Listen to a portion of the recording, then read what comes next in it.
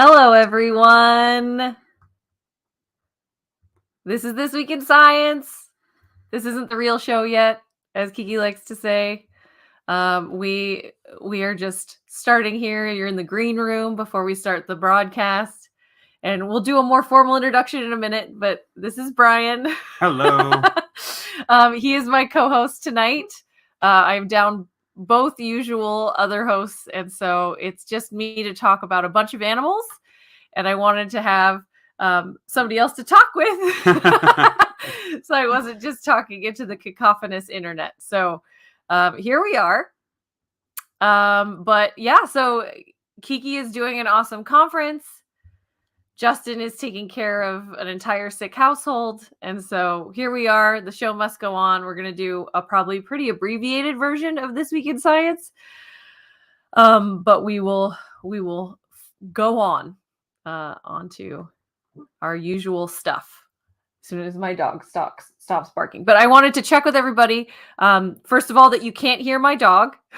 She's very jealous. But also that our volume is okay. So, Brian, can you say some things? Yes. How is my current volume?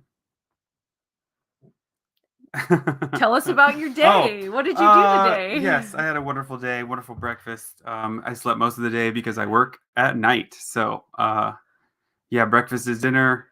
Up is down, topsy-turvy. Yeah. And that's just a normal day for you. Excellent. Sounds like our volume is good. So we are going to get started.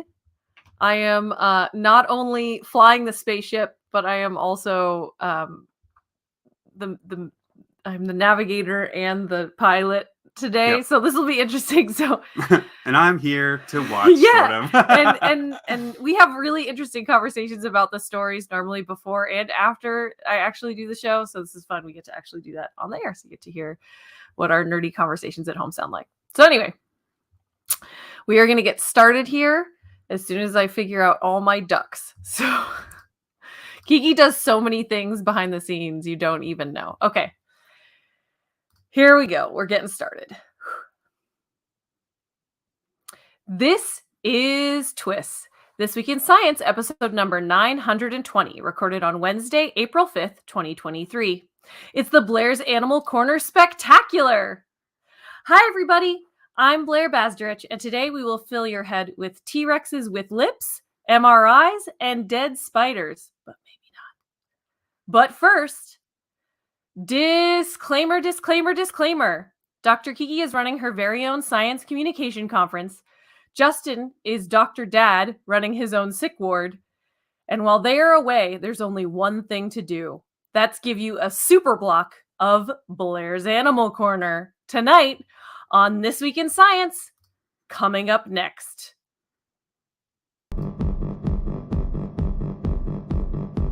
I've got the kind of mind that can't get enough. I want to learn everything. I want to fill it all up with new discoveries that happen every day of the week. There's only one place to go to find the knowledge I seek. I want to know what's happening.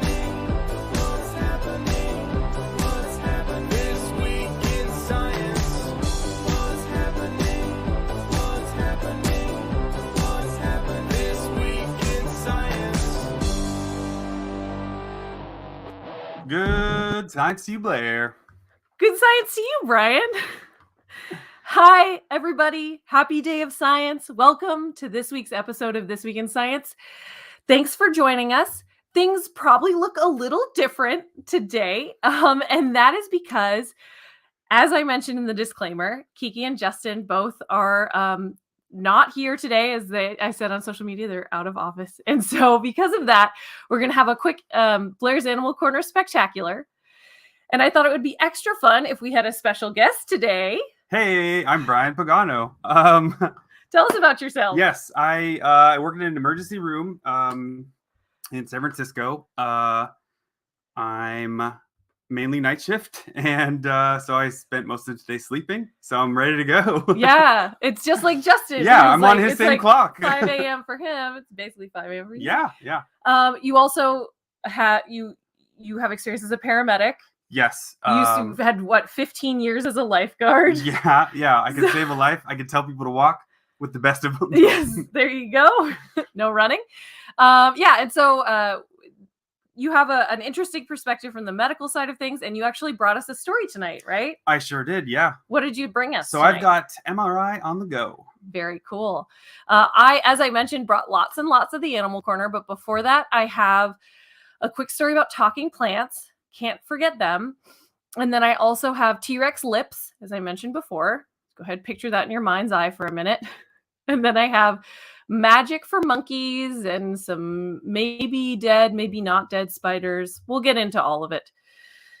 But before we do that, before we jump into the show, I want to remind all of you that subscribing to TWIS as a podcast on your favorite podcast platform, on YouTube, anywhere that you enjoy us is a great way to support us. Those subscription numbers really help show the love and help support us in a bunch of different ways. Just that's how the internet works, right? So anyway, with that, I'm going to get into my short non-animal story to start things off. Brian, did you know that animals talk? Or sorry, plants talk? No, they don't. I've heard so many plants. I've never heard a word. You never heard a word from any of them? I talked to them. I never heard a word from Yeah. them.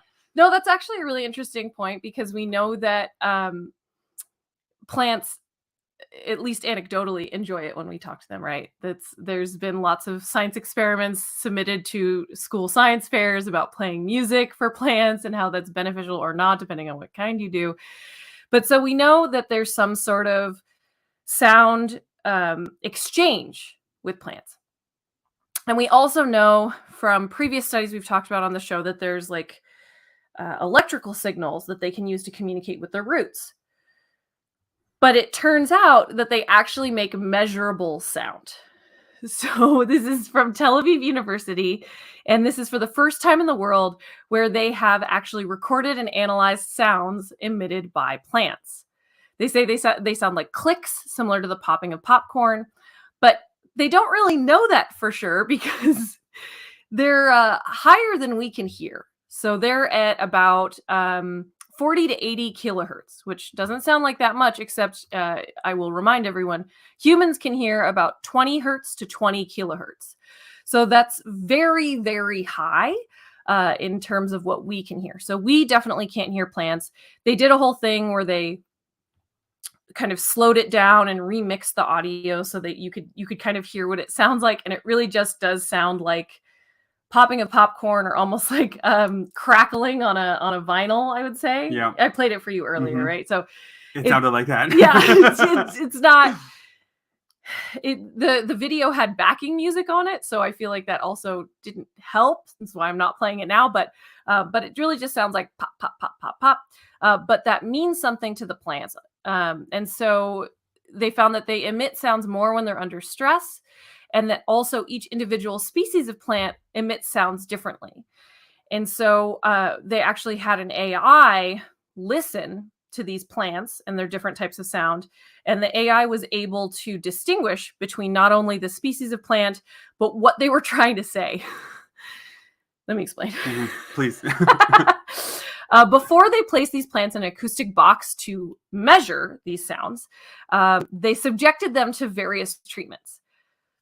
This is where it gets kind of sad. Oh, man. Always. Listen, science is pain sometimes. So some plants had not been watered for 5 days. They were just saying, I'm so thirsty. In some, they had cut the stem. And in some, they were untouched. They were totally content. So they wanted to see if they emit sounds in certain situations, what they mean, all these sorts of things.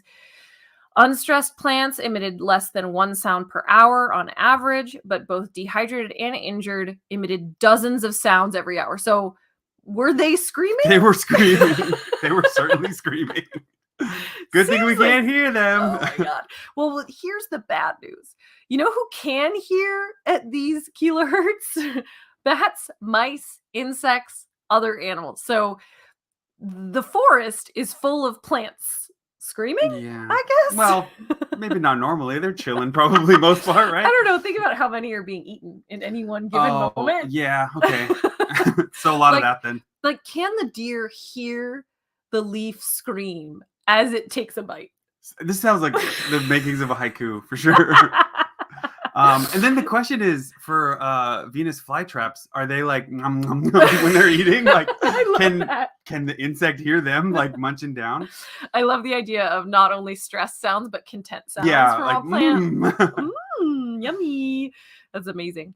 But yeah, so this is the first time that that the acoustics of a sound emitted by a plant has been recorded, and not only that, but has been quantified and kind of measured and associated with specific states. I'm not going to say emotions or feelings or someone in the chat room wants to know how you would rate a screaming plant on a pain scale in the ER.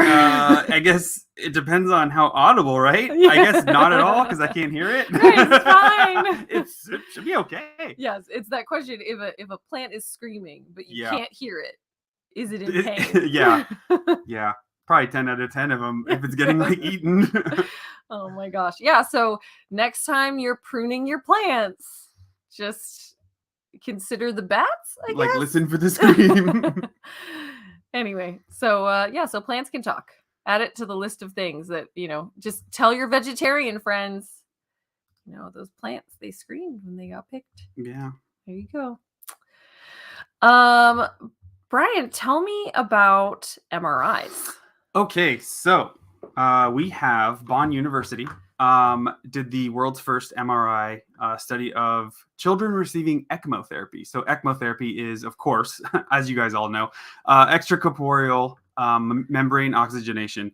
Basically, they are taking, if I understand correctly, they're taking blood out of a pediatric patient, removing CO2 and replacing it with oxygen, and bopping it right back in to this patient. Sort of like dialysis in a way. How is it like dialysis? So remind us for yeah. who are not super familiar with how dialysis works. So dialysis, the way dialysis works, your kidneys, for the most part, no longer function as efficiently or not at all as they used to. And so for upwards of 4 hours a day, almost every other day, you have to go in, get your blood basically filtered out of your body, put back in to remove, all your wastes that you produce that you normally pee out. So that's dialysis. Okay, and so how is this like that? This is similar to that in that they're removing blood, and instead of removing waste from your body's processes, they're removing waste from your respiratory processes, which is the carbon dioxide. Got it. Carbon dioxide, and replacing it with oxygen. So, I got it. So extracorporeal, outside of the body. Right. Yeah. And then oxygenation. Yeah. Got it. It's right there in the name. It's right. Duh. Break it down. Okay, so who needs ECMO? So patients with heart and lung failure, or in this case with pediatric patients developing heart and lungs that maybe can't support themselves. So like preemies, is that? Yeah, definitely. Okay. One of the patients they did this procedure on was 450 grams, which is about a pound. So really early small. on, early kiddos. So the good thing about this is it allows for the heart and lungs to develop to rest while basically you're bypassing both heart and lung to oxygenate the rest of the tissue, right? So brain, all the other organs, every other organ, and it allows the heart and lungs to kind of relax and recuperate, we'll say. And so this study is not about ECMO, though. No, this study is. Yeah, that's that big is all old important divergent. to understand to understand the study. But what is this study actually so about? This part, ECMO, as it sounds, it's pretty invasive, and it's a very sensitive procedure. So basically, with adults, I guess they put in like a catheter to remove and replace the blood in their groin area. With children, with pediatric children this small, they have to go for the neck. The problem with that is kids are very tiny, very hard. It's a lot more difficult to secure basically placement of a tube. So they can't really be moved too much is the idea. Any movement has to be very minimal. The idea of taking them to an MRI, which I'm not sure how many of the listeners have actually been to an MRI or anything, sort of claustrophobic, definitely a situation where you have to remove yourself from whatever comfortable bed, hospital bed, whatever comfortable bed you're on. You have to go onto a table, into a tube, very disruptive to one of these patients, basically, is Right. the idea. So, okay. So like when you take a patient to the MRI, Mhm. which you probably do a lot, I do. Yep. even if they are spending time in bed, Mhm. you usually put them in a wheelchair or gurney them right up like Either one. multiple floors. Like they have to go to a Yeah. completely different area of the hospital. Correct. Yeah, they have to go to like the radiology wing You and get them MRI. out of whatever that is and Yep. then put them into the MRI. Yes. Okay. Yeah. So they have to be replaced. They have to be moved, transferred from bed or wheelchair onto a table where they basically can't stay still. The further issue with MRI is it's magnetic. So unlike X-ray and CT with CAT scan, they all use radiation. This uses magnetic field and radio waves to capture an image. That being said, there really can't be any metal or anything like that near a patient in an actual MRI room. So it's like a suite, basically. It's a huge area that's kind of cloistered away. And obviously this patient has a lot of metal connected to them. So interesting. it's really, it would be even harder to have MRI safe equipment go into an MRI room, which, yeah, there's like levels that even like as a not an MRI tech, I cannot go past certain levels. Because MRI, for example, if you had shrapnel in your body, MRI would rip it right out. Like the magnet is so strong, it would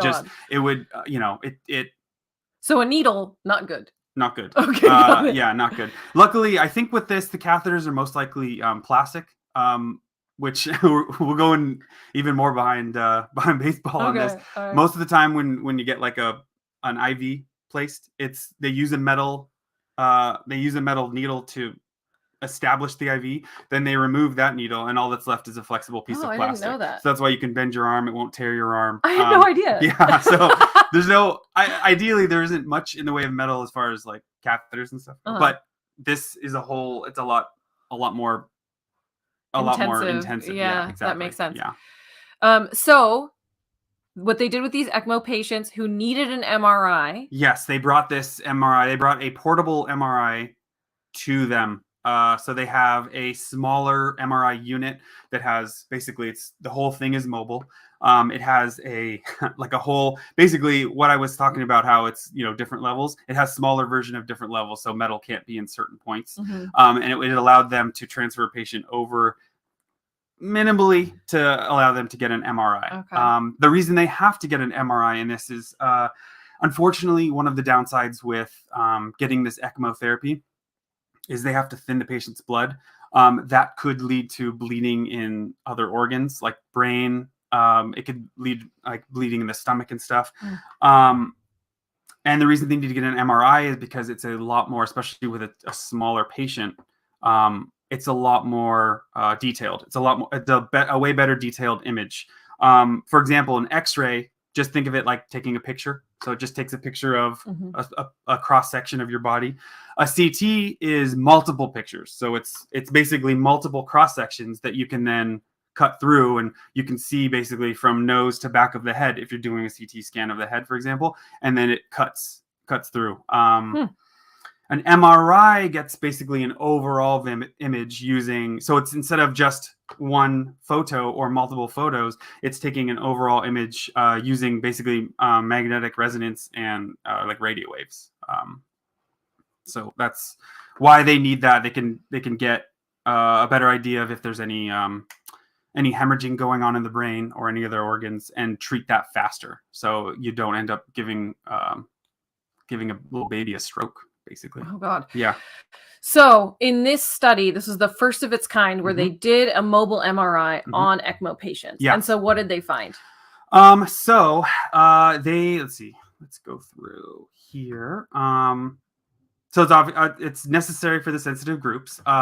So they did initially on the first four ECMO patients, and it was successful. And then since 25 children have been scanned in mobile MRI at this university, the youngest weighing 450 grams, about a pound. The oldest already 10 years old. Mobile MRI was used for routine examinations and further diagnosis after asphyxia, so lack of oxygen. And a comparison image was taken, permanently installed normal field MRI at UKB. So basically, they're going to have this as like a solid thing. They're going to continue using it, right? Basically. And so they compared it to normal MRI imaging, and it was sufficient. Yes, basically. yeah. And they were able to catch some things that they may have missed having not gone to MRI. That's awesome. Yeah. So, do you have a mobile MRI at your hospital? No. Yeah. Do you think you might someday? I don't know, honestly. It seems, because we are a cardiac and stroke center. I don't know if a mobile MRI would be appropriate. I don't know if we would need that. Right. So this is specifically looking at ECMO patients, these very specific situations, but I'm sure that as mobile MRI gets better and there's more and more studies with it, that they'll find more and more applications for it. Yeah. And like, can you imagine other situations where a mobile MRI would be really helpful? I mean, anything where you really wouldn't be able to move a patient too much, like any severe spinal injuries could be potentially. And yeah, I mean, patients that are on multiple medications and ventilations, maybe that can't, like I said, you can't take all that equipment to an MRI machine because there's so much metal involved. Cool.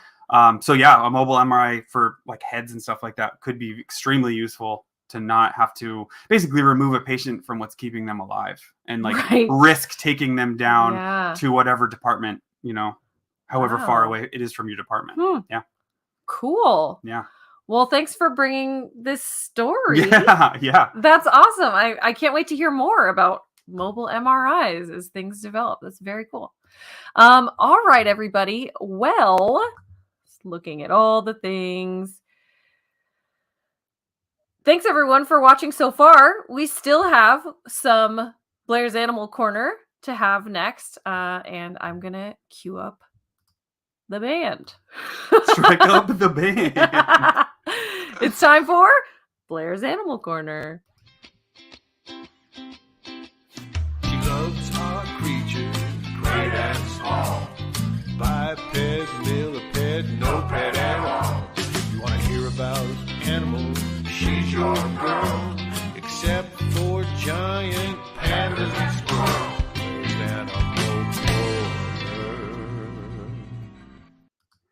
Do you know what to say? Give us the goods, Blair. I will take it.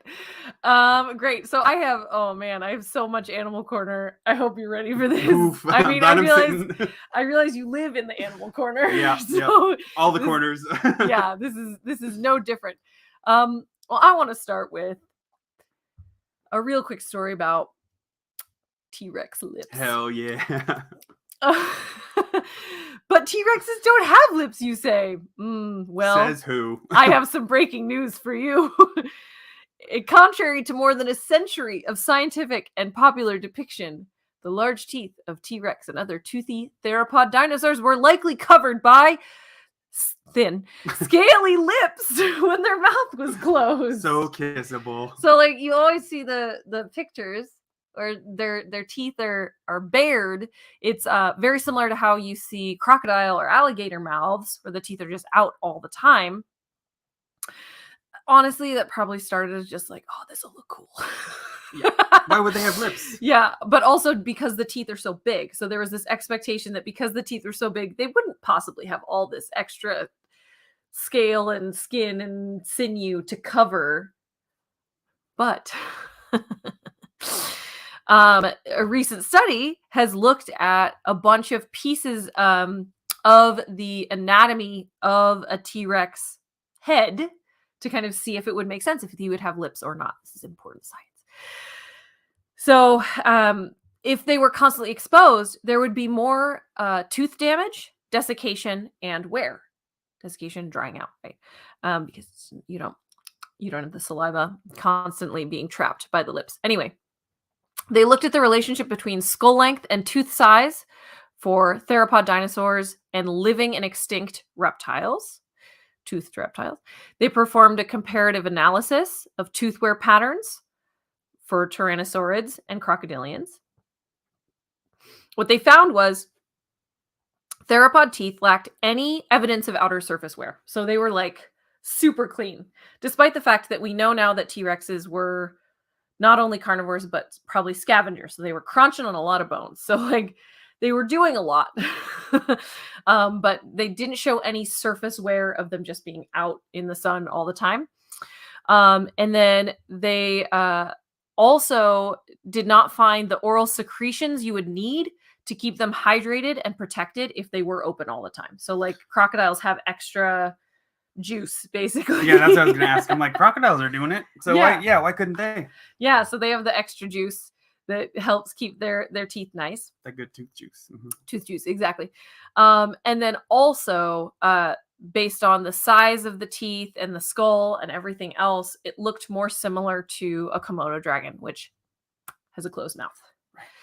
So all of that to say, it really looks like theropod dinosaurs, such as T-Rex, had teeth completely covered by labial scales, lips, when the mouth was closed.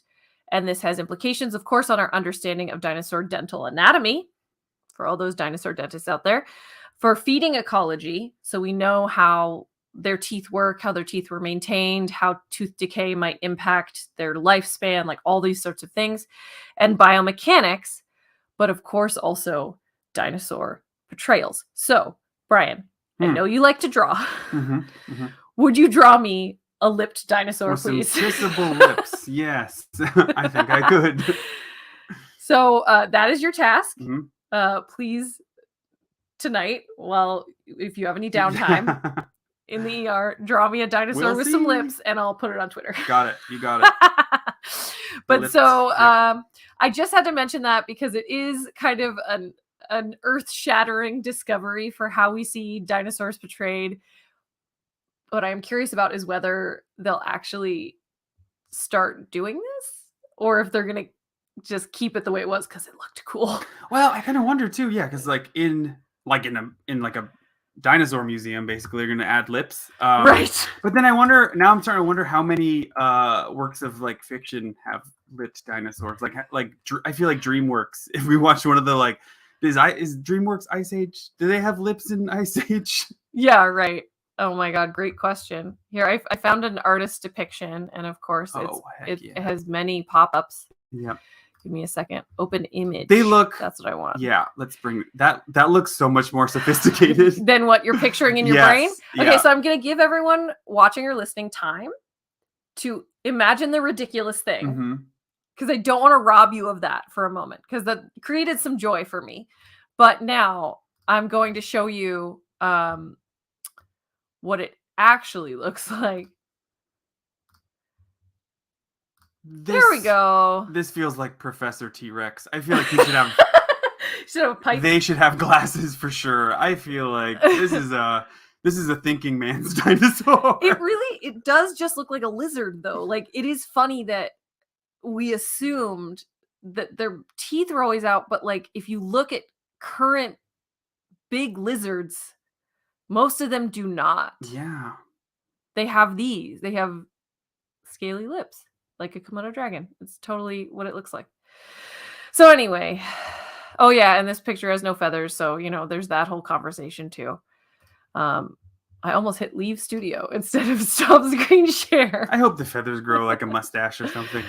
Oh man, that would be amazing. Just Professor Okay, Dinosaur. so that's your second drawing. Yeah, you for have sure. to make me. Yep. Okay, first one, dinosaur with lips. Mm-hmm. Second one, dinosaur with lips with a feather mustache. Yeah. Okay, great. Yep. Okay, so that was our first animal corner.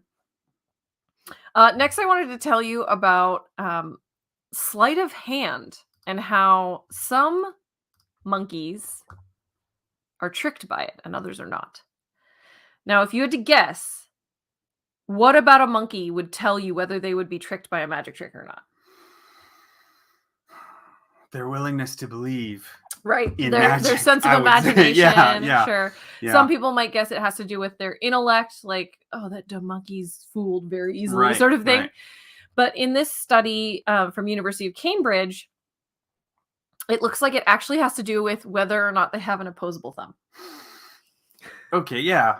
Sure, I could. Mm-hmm. Yes, let me explain. So they studied 3 species of monkey with a common sleight of hand trick called the French drop, which here, let me share a video of it. But basically, it's when you exchange something from one hand to the other. Real transfer It looks like. with success. But you actually palm it with the original hand.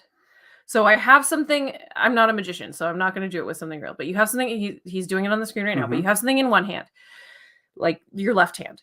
You mime grabbing it with your right hand, but you instead let it drop into the palm of your left hand at the exact right moment. And so if I ask you which hand it's in, you're going to pick my right. Right. Because you thought you saw me grab it. And so a lot of palming magic tricks are based on the French drop. The old switcheroo fake out. Yes. You heard it 100 times. And so they tested this on 3 different species of monkeys. They tested it on capuchins, squirrel monkeys, and marmosets. Now, capuchins were regularly fooled by the French drop, 81% of the time. They were, instead of a coin or something like that, they were tested with peanuts. And if they guessed the right hand, they got the treat. Oh, that's nasty. So the capuchins were fooled a lot. They mostly chose the empty second hand. Now, they have an extremely dexterous thumb. They're able to use what's called a precision grip. So they can waggle each finger and have opposable thumbs that allow them to kind of touch each finger individually, do all sorts of things manipulatively with their thumb. Perform surgery, all of Yes, it. yes, absolutely. So then squirrel monkeys, they were fooled 93% of the time. What's interesting about them, they were tested with dried mealworms. They're less dexterous than capuchins. So they have limited thumb rotation, but they can oppose their thumbs. So they can kind of like, it's like mitten almost. And so this suggests you don't have to be an expert in the movement to predict it. You just have to be physically capable of doing it, right? So they have the thumb. Marmosets, they don't have opposable thumbs. They have like a paw, basically. And they were tested with marshmallows. They were only taken in by the magic trick 6% of the time. They chose the hand in which it was initially in and stuck with it. So they didn't understand what the thumb was doing in the French drop. Because they don't have, why would they? Yep. Previous work with species that don't have hands at all, like birds, they make choices the same way marmosets do. They don't understand the French drop. The first thing I thought of, though, when I was reading this, our dog. Oh, yeah. Dogs are tricked by magic tricks all the time. Have you seen the internet? Right. Yep. But that has to be outside of this, because these are all wild animals. Dogs are domesticated, right? Yeah. They are used to seeing what our hands are doing, and they are very interested in what our hands are doing because treats are in there. Yeah. Definitely. They're domesticated. That's their whole thing, right? So much of what they do is more attuned to humans than even other dogs. Right. So I think they're an outlier, so we'll forget about them. But in theory, the kind of overarching theme here is that there is something in our neural motor system. There's already a theory that there's a mirroring between inherent physical capability and understanding of somebody else's movements in the same way, like the same part of your brain lights up if you watch somebody do something versus when you're doing it. So understanding all that, there's this idea that perception, is impacted by physical capability. Yep.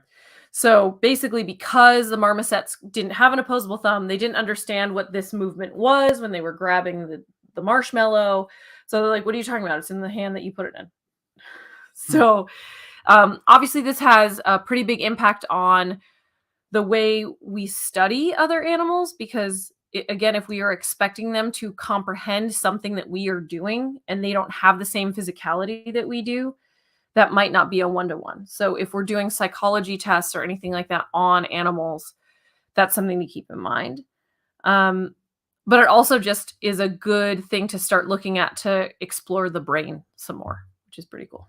Yeah, it is really interesting thinking about that standpoint, because even talking about our pup, like I feel like as, I don't know, humans, I guess we keep looking so hard at trying to make them understand what we're saying, Yes. and it's like almost like forcing the point with treats and Mhm. positive reinforcement, but it's like, if they don't, it's such an uphill battle if they don't understand what we're talking about from the get-go. Like, they're not on the Yeah. same, we're assuming they somehow are on the same page with us. So this is really interesting. And to your point, we don't have tails. Right. We don't have the same vocal cords that dogs do. And so we can't mirror their physicality. So do we have trouble understanding what they're doing because we don't have the same biology they do either? Right. Yeah. So it's an interesting way to kind of warp your brain, thinking about how everything is subjective, and even in this way. Yeah. Right. Is that like, if you could even get super meta into it and be like, well, if I have different abilities than you, maybe I can't understand what's going on in your brain at this moment. Well, I feel like to some degree that's true with humans, right? Yes. Like, that's a really good point. Like, everyone processes things way differently. So like, approaching it with a different, like, this is why you don't understand this skill, the way, like, it's different way people learn, right? Like, yes. Visual, and yeah, that's interesting. That's really cool. So it's, I don't know. It's there's lots of places your brain could go with this that could keep you up at night, I think. All right, are you ready for more? Oh yeah. Do you want parakeets or spiders? Do the spiders? do the Okay. spiders. Brian got a preview of this last night and did not appreciate this story. So some female spiders pretend to be dead, so potential male partners won't fear being eaten. So on the surface, this headline explains itself. Yeah. We know that there's lots of female spiders who eat the male after they get what they want. Good. Instead of eat the rich, eat the male. Yeah, eat the male. Fine. But the problem is, if the males get hip to that, then why do they come back? I mean, there's a biological drive. They still are compelled to do so. But if there's one female that looks safer than another, which for some reason means the dead one, which doesn't make a lot of, I don't know. That one's harder for me because, like, let me just report on the story and then I'll get into it. So a team of bioscientists affiliated with several institutions in China, working with a colleague from Australia, because that's where the spiders are from, of course, found that some female funnel spiders play dead to attract male sexual partners. So they collected several specimens of Aterigena aculeata and tested their behavior in the lab. Funnel weaving spiders are exactly what they sound like. They spin webs in the shape of a funnel. And those species in Australia of funnel weaving spiders are very dangerous. Shock. Of course, Australia. Yeah. Without treatment, they can cause severe pain and actually kill you. So they are very dangerous. Very deadly, yeah. They're known to engage in sexual cannibalism, as we just discussed. And so they also found that the females, they have sexual catalepsy, which means playing dead during the mating process, which I guess is a thing that other animals do. I got to look into it now. I'm very curious. But what they wanted to see was whether the female's death-like state was controlled by the female herself, or if the male was influencing it via hormones or something else. And so they did a series of experiments. In the first, they were allowed to mate naturally. In the second, they shaked her in a tube before allowing the pair to mate. And in the third, they put the female in a death-like state artificially using an anesthetic. Here's the part Brian really doesn't like. After the experiments, all of them were frozen and ground up, allowing researchers to study their chemical states. Just, like, why? Like, I get this study's cool. It's Yeah. you get to learn about but you're gonna grind them up. It's too extreme. Too extreme for me. I feel like that's censored for Brian. Yeah. 'cause After don't that, get- they all went back outside Yeah, and they had all fun. and had a lot of fun, and it was Yeah, great. They it didn't get was ground fun. up. But they wanted to know about the chemical states because they wanted to know if the male was influencing the female chemically. Right. So the male's not sending any signals. The females are doing it on purpose. They're putting themselves into a state, and they're only doing it for the males they deemed worthy. So they also get to kind of pick, like, I promise I won't eat you. Right. Come over here. You look like a very worthy male. They also discovered that they were very capable of controlling the duration of their state, and they were able to get up and walk away as soon as copulation was done. So not only were they able to control when they went down, they were able to control when they woke up. So And then eat the guy, I guess. sometimes my question is it a death-like state or is it a sleep-like state? Because again, my question is, why would a male mate with a dead female? Right. That's not beneficial to him at all. Yeah, that's a good point. So, And like, what? I wonder what even proximity. Like, does the male spider see the female croak? And yeah, like she swoons, basically. Yeah. Oh! Like, is it, because I know that is it the dancing spider? Is that part of like a mating? Oh yeah, The- it could be you like know? yes, the jumping spider. Yeah. Oh, jumping. Yeah. Mhm. Is there like a dance that's involved? And Right. Then they just they Right. get the vapors. No, that's a really good question. Is it a mating display? Right. Like on the flip flop. Yeah, I agree. I think that this is way too surface level. That they like gave the judgment of it's like they are feigning death. End of story. Yeah. Like I need more data Mhm. to prove that it is not a sleep-like state, to prove that it is not a mating ritual, to prove that it is not like just her being chill, like I promise I won't eat you. Right. So I think they need to do a lot more research, but you know what that means. More ground up I spiders. know. Or powdered spiders. That's the problem. The quest for knowledge Leaves a lot of leaves corpses. a lot of spider corpses. This is interesting. Like, I guess adaptation, like sort of behavior too, right? Because if the male spiders are no longer into being eaten, their reproduction of the whole species is going to go. Yes. It's going to plummet. Yes. So like, Yeah. it's weird that they chose to play dead instead of just don't eat the dude instead. Yeah. Yeah. But then, yeah, He's done his part. we're is figuring the things problem. out. We're still figuring The things thing out. is, he did his job. Yeah. So, especially considering, I don't know if funnel web spiders do this, but remember that black widows, the males will sometimes break off their genitalia as a It's plug, which at that point they have no reason to stay alive just because they competition. can't mate anymore. Right. They're like food competition at that point. Just peace out. Yeah. Like, Yeah. that's just Yeah. it. Thanks for your Yeah. contribution. Yeah. So Yeah. it's very spider sex is so complicated. I Right. can't even. I have one more story. Yes. It's about monk parakeets. They are a parrot that is very loud and very competitive, and they live in complex social groups. This is from University of Cincinnati, and they wanted to look at essentially social displacement when birds disappear for a while and then come back. Mhm. So they wanted to see all about kind of the social dynamics of when a bird goes on a trip, perhaps into a researcher's laboratory and then returns to the wild. What does that do to the social dynamics? So they studied 3 groups of captive monk parakeets in 2021 and 2022.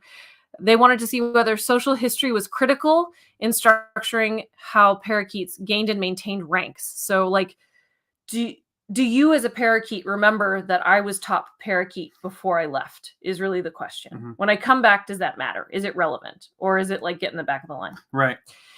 So they identified each bird's status in their hierarchy by observing interactions and quantifying rank using networks of aggression. How'd they do that? They recorded 100,000 fights over 2 years. Science. And when they say fights, they're not knockdown, drag out. They're displacement fights. So basically they just kind of like smack beaks together, yell at each other, squabble, and then eventually one leaves. And that's displacement. Is like, all right, you bullied me, I'm gonna go. And They're then like- the bird that stayed gained social standing. They're like exiled. They had to go. Make it on their own? No. It's more just like, hey, give me your seat. Oh, okay. Got it. It's bullying basically. Yeah. And if you kind of faint, if you like, let me take your seat, then I'm better than you. Mm-hmm. It's very simple. So typically an aggressor will come up, peck the other bird, then the bird flees, then okay, he won. Mm-hmm. Once hierarchy forms, it takes a little bit when a new group comes together. They then removed birds of different social standing for 8 days and then returned them to the flock. And then they recorded the fights. If they wanted to see if there was something about that bird that gave it high rank. Were they big? Were they more aggressive than other birds? Were they more colorful? Were they louder? Like, is there something that is being selected for that goes, that man's top dog, right? Tattoos, scar over the eye, Right. mustache. Yeah, like a leather jacket. Yeah, yep. absolutely. So that's the question. But what they found is there's really no measurement, size, any of these other things did not matter in their placement. It was force of will. Willpower. That's the best power.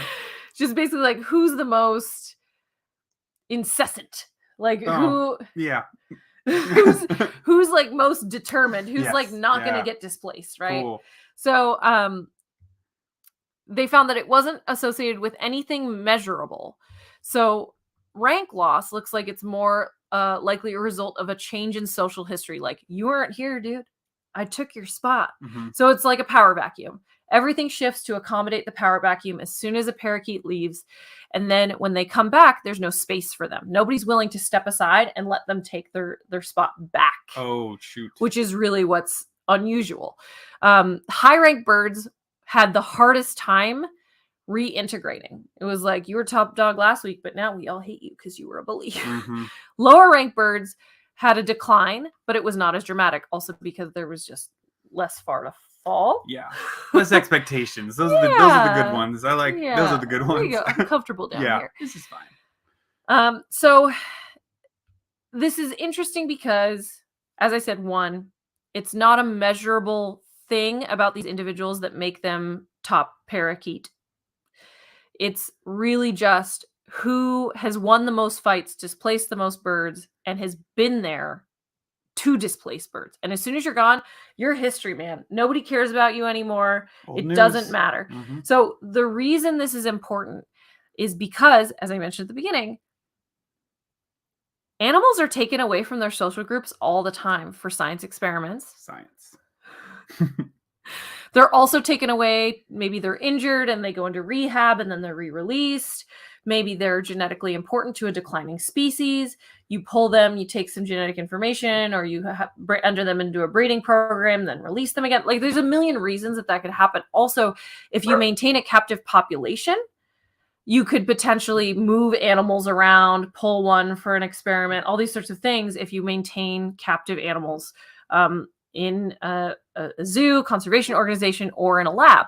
And so if you understand that specific species work this way, Mm-hmm. that can impact how you care for those animals. So the more you know about that, the better. Yeah. How would you because then you'd have to isolate. Because it wasn't, the top dogs weren't like keeping out the lower ranks, right? Right. It was just the group as a whole. Right. So you Yeah. wouldn't even be able to isolate a couple to be like, oh, let's reintegrate. They'll be easy breezy. Right. It's like, Yeah. Man, It's complicated. you got to stage a fight that they can see with the puppet bird. Yes, And then there they're you like, go. oh, this cool guy is back. Bring him in. Yeah. There you go. So,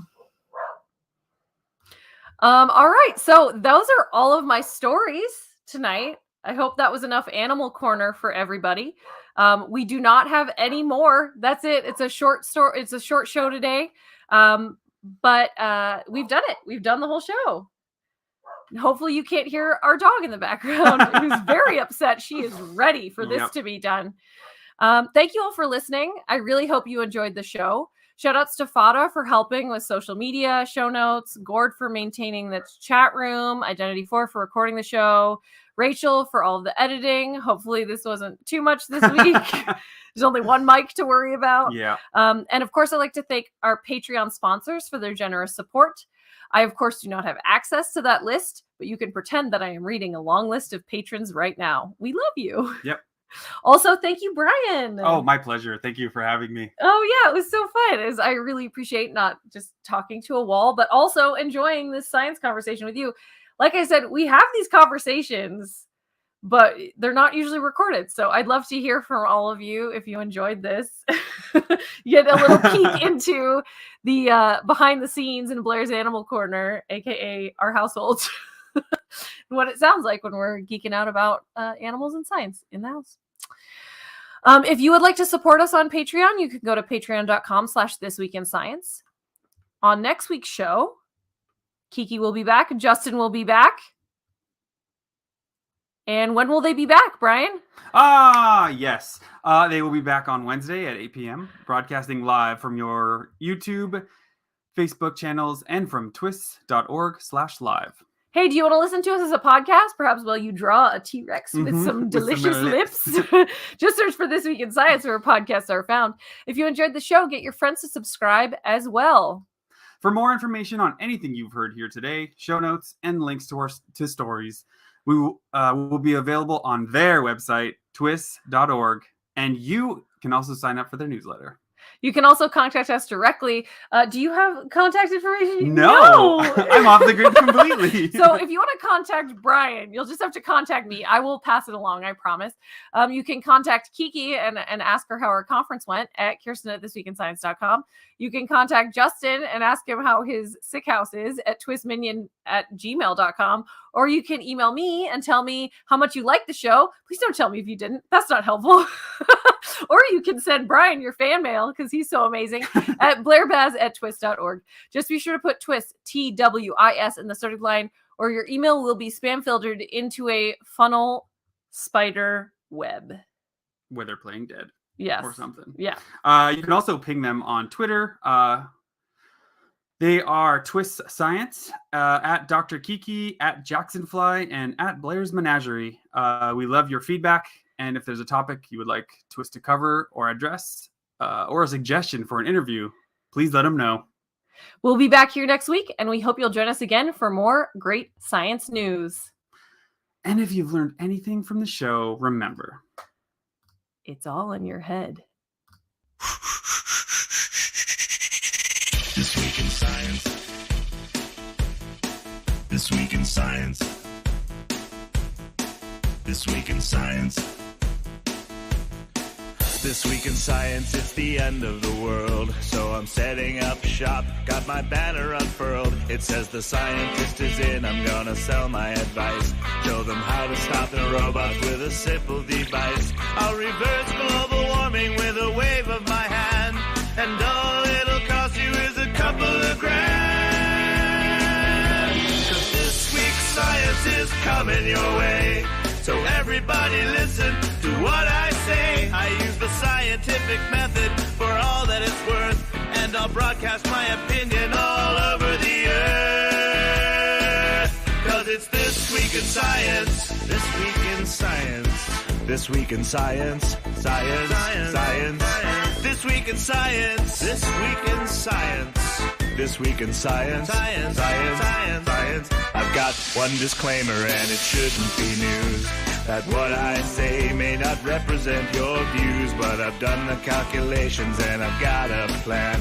If you listen to the science, you may just yet understand that we're not trying to threaten your philosophy.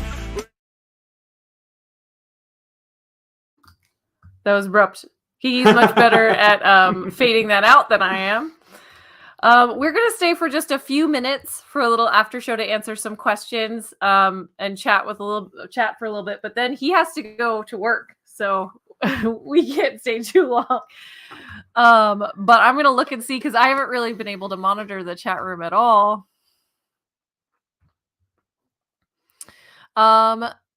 Awesome. Let's see. Oh yes, so we're getting some positive feedback. Hey. Yeah, and we finally let Sadie in. She felt very left out.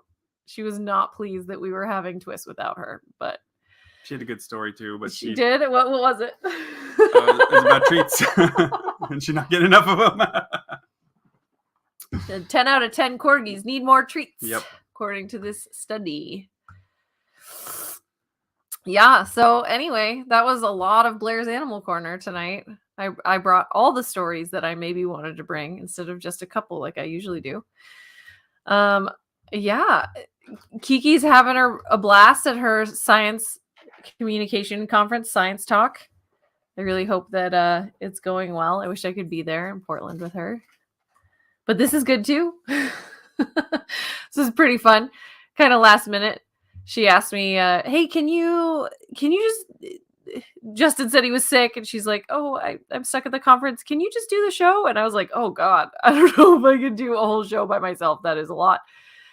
And I like almost jokingly asked you to help because I didn't expect you to say yes right away. I thought I was going to have to cajole you a little bit. I was ready. I had my story all ready to go. That's amazing. I love it. Hopefully it's a little bit of a different perspective than we usually give. Yeah. Sadie, that's enough.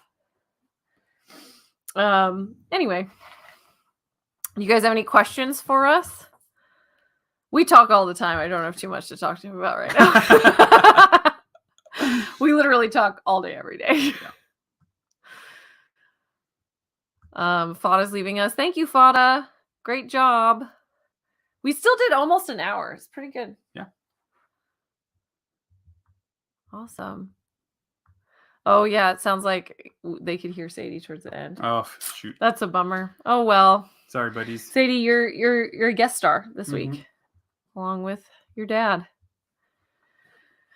How did the three of us originally meet and decide to do the show? Do you mean Kiki and Justin, or do you mean me and Brian and Sadie?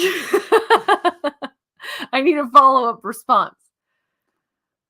I'm guessing the question is about TWIS in general, which like I joined the train while it was on the tracks. I think most of you know that. My dad actually listened to the show and they put out a call for interns and he said that I should apply. And I was just kind of like looking for something intellectual to do while I was zookeeping. I was like, oh, this is actually interesting. It's a good idea. And I just applied to be an intern and then never got rid of me. Got my claws in. And you've expanded your like science communication a whole bunch too. Yeah, that's true. That was before I went through Noki or did most of my formal education in science communication, actually. So that was pretty cool. It was a neat little like toe dip. Because especially those first couple of years, I was only doing, I think, a story a week. Yeah, I have the hiccups now. Maybe it was less than that. Maybe it was only 6 months. I was an intern before they made me a full co-host. I know it was when I moved to Israel that Kiki was like, all right, you're a co-host now, which is pretty cool. Yeah, and as Ben says, TWIS started as a radio show before it was a podcast on KDVS in Davis, which we still broadcast on. That's cool. That's really cool. I don't know what day or time. But it's like a flexible slot. Last I heard is like basically however long the show is, they kind of put us in there. An hour, 45 minutes, hour 10, kind of whatever. I don't know. I'd love to hear from someone who actually listens to us on the radio. I know Justin used to listen to it on the radio when he lived there, but oh, yeah. Yeah, well, that's the whole idea. John Hogan in the chat says, I like the fact that you guys discuss the subjects instead of report it. Yeah, I think that's the cool thing about science and the thing that I love talking about and why people always ask me, like, what are you reporting on this week? And I love chatting about it is because there's so much to extrapolate. That's like that's the fun of it is the what if, I think. Yeah, yeah. And like you pointed out a couple times, like the amount of doors that this study opens up now, and like, holy cow, like now we get to look at something like entirely different, like communication. Like that was huge, you know? Yeah. No, absolutely. Yeah, Ben Rothick, I agree. I really don't like hearing my own voice. I've gotten better at it since I do a lot of video editing in my job now for like educational videos. So I have to hear my voice over and over and over and over and over again. But definitely at the start of doing TWIS, I cringed so hard. But you heard me on TWIS before you ever met me in person. True. Yeah. It was very, yep. So that was pretty fun. You knew exactly what you were getting. Yeah. It was very cool. I got a like cheat code. Yeah, basically. I know. And Yeah. I only had 2D representations of you, so I had no idea. Mm-hmm. I love hearing my own voice, so that's fine. I can't wait to replay this whole episode. Heck yeah. Nice. Okay, well, it's 9:00, so I think we gotta let you go so you can go to work. Yep. Any last thoughts from people in the chat room before we go? This is your last call. Not you, Sadie. She is so upset. Oh yeah, it's 11:00 for Ben. Yeah. Oh. Well, thank you so much for joining us tonight. I know it was like a very different version of This Week in Science, but we got through it. We still delivered you some science news. Hopefully it was still enjoyable and entertaining and educational. And I hope that you all stay healthy, stay safe, stay curious. I think that's what Kiki says. And then I say goodnight, Brian. Nighty-night, Brian. And then you say goodnight, Say goodnight, Blair. Blair. And I say goodnight, Blair. Good night, everybody. We're so thankful for all of you. Thanks for spending the evening with us. And I'll definitely see you next week. And he'll see you from the other room next week. Yep.